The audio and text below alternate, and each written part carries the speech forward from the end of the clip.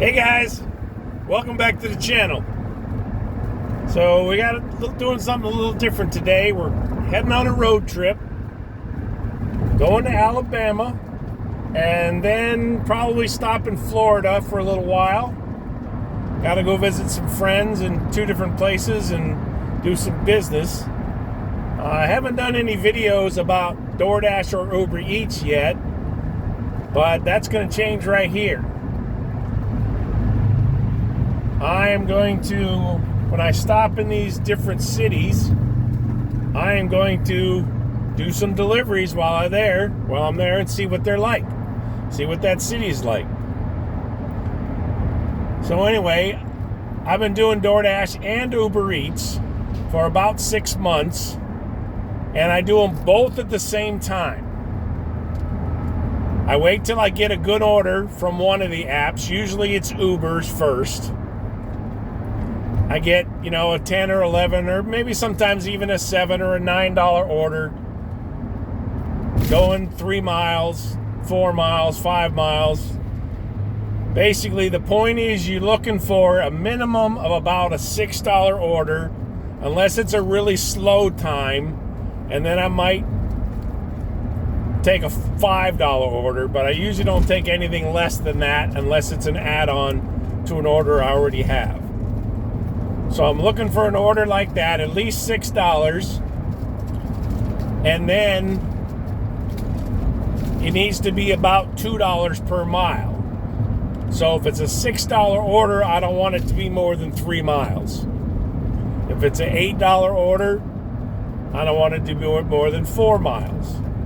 That's the goal. Now I might take a 4.2 or 4.6. And I look at where it's going and the route that I'm taking. If half the miles are interstate miles or roads where I know I can go 50 or 60 miles an hour, obviously I can do that a lot faster than, if it's 25 or 35 miles an hour, and I might accept an order that's, say, $1.50 per mile. That might be considered a good order. I mean, I'll accept those in a slow time, but in like a busy dinner rush, I'm looking for at least $2 a mile. If it's a busy Friday night, I might not even take that. I might wait to get $3 or $4 a mile. Now, you got to realize it depends on what city you're in, what your population is like, what area of the city you're delivering in. You want to go to the areas where they have a bunch of decent restaurants. They don't have to be P.F. Chang's or Cheesecake Factory, and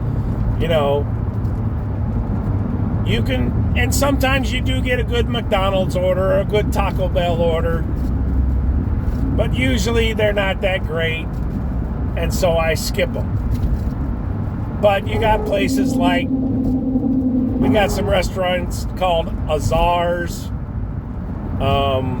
Chinese food, sushi places, Domoishi. I don't know if that's nationwide, but we have a bunch of them in our area where I deliver, usually in Virginia Beach, Virginia. I go to the Hilltop area or the town center area. That's generally the best place. Now, I live in Norfolk, but I drive to Virginia Beach to make the most amount of money. And I average, I would say, if I'm not making $20 to $25 an hour running both apps, I'm not delivering. It's not worth my time. There's enough hours of the day where I can make $25 an hour or more to where I don't need to be working at the times where I only make $20 an hour. At least in my city right now. Things can change, things can get worse, things can get better. Maybe we'll get a Republican in the White House and the economy will come back and inflation will go away. Sorry, didn't mean to get political on you, but sometimes it's got to be done. People got to know that the decisions they're making and the political people that they're listening to, some of them are full of shit. Now, Republicans are full of shit half the time too, but Democrats are full of shit 98% of the time. The only time they're honest with you is that when they tell you they're going to raise your taxes. And who the hell wants that? Anyway, back to Doordash and Ubereats. I've had some really good days. Usually the best day of the week is Sunday in my area, and it's probably pretty good throughout the country, I would think. Sunday's a pretty good day. People want to be relaxing at home. Even a lot of drivers, that maybe worked hard Friday and Saturday are like, I'm not working Sunday. So it doesn't always have to be busy to make good money. Sometimes it just has to be not very many drivers working. A lot of times on a Sunday morning, almost nobody wants to be delivering. So it's really slow, but I can still get enough deliveries because there's only few drivers out there. I can get enough deliveries to still make $25 to $30 an hour.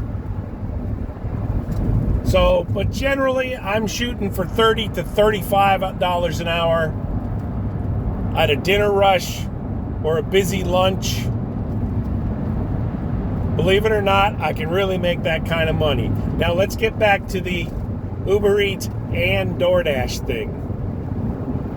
I'll get an order from a Doordash, let's say it's $11 going 6 miles. It's not quite $2 a mile, but half the miles are interstate miles, so it's not going to take me as much time, so I'll go ahead and accept it. And then while I'm waiting for that order, while I'm on the way to the restaurant to pick it up, I've got Uber still on sending me orders.